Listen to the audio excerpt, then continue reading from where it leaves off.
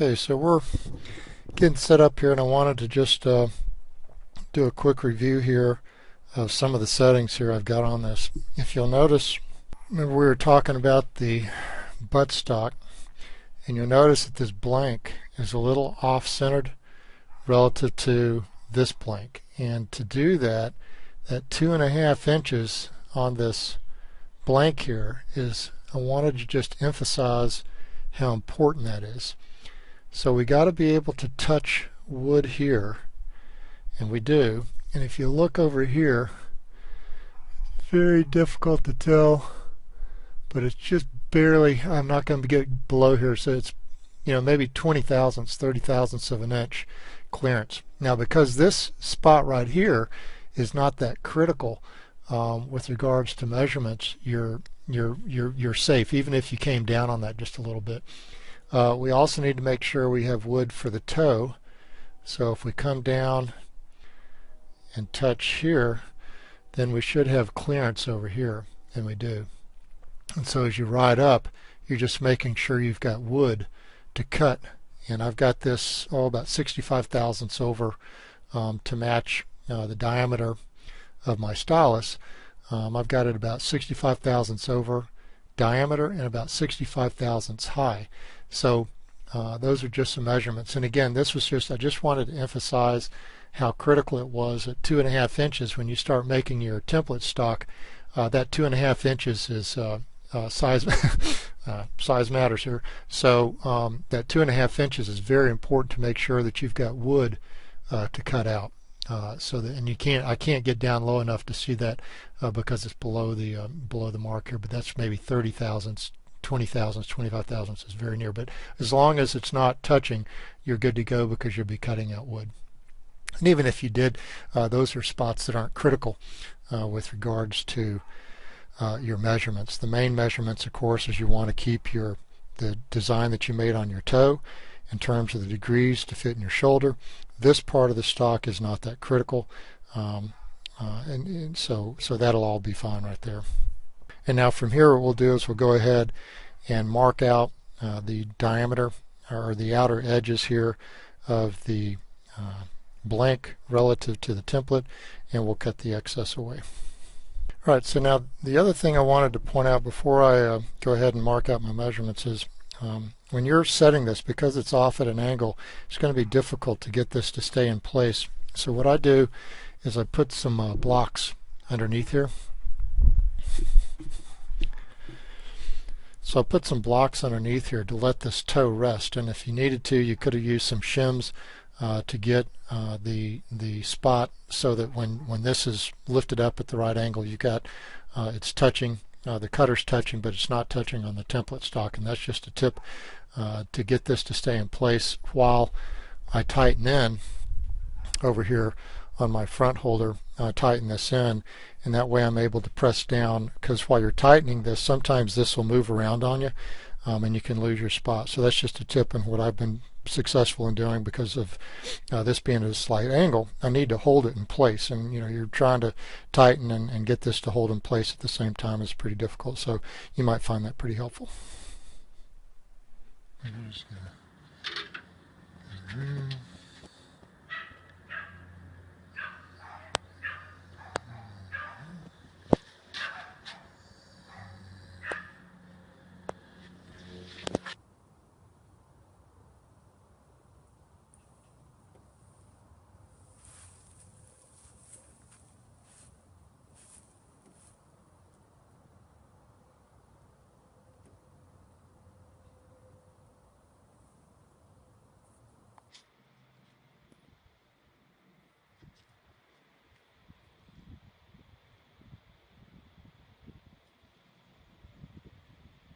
So now all you're going to do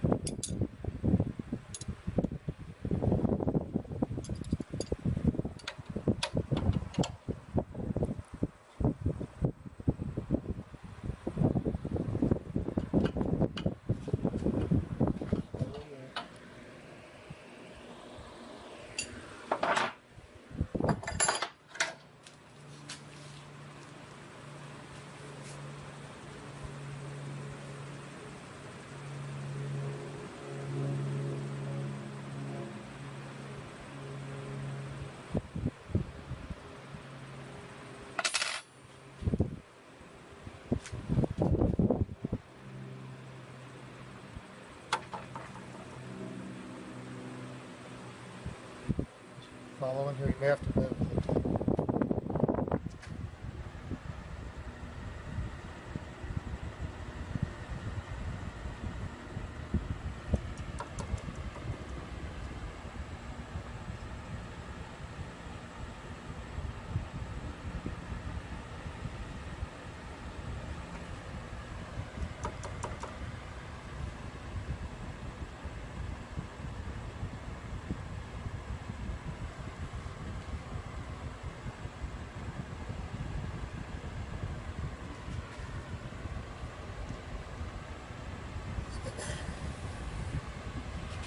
Follow my hands. In front of this van's driving me crazy.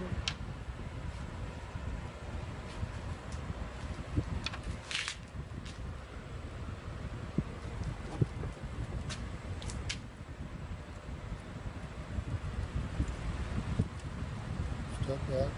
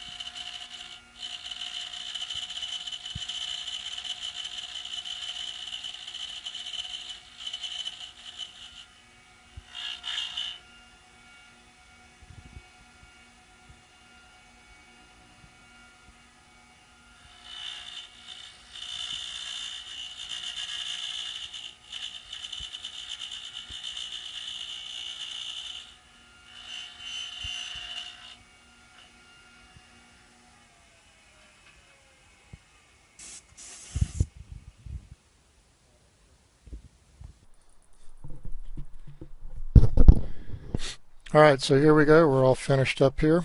We've got a pretty good job here turned out on this.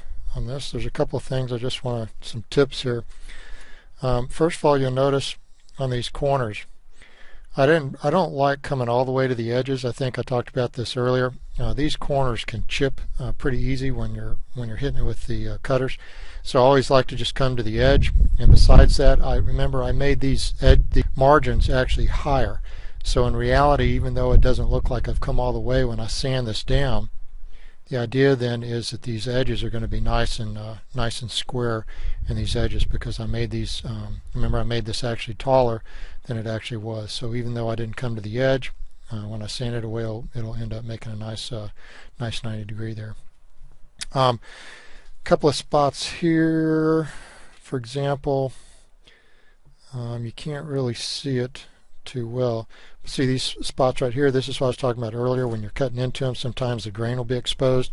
It's actually a little bit more here on this side. I'll rotate this around.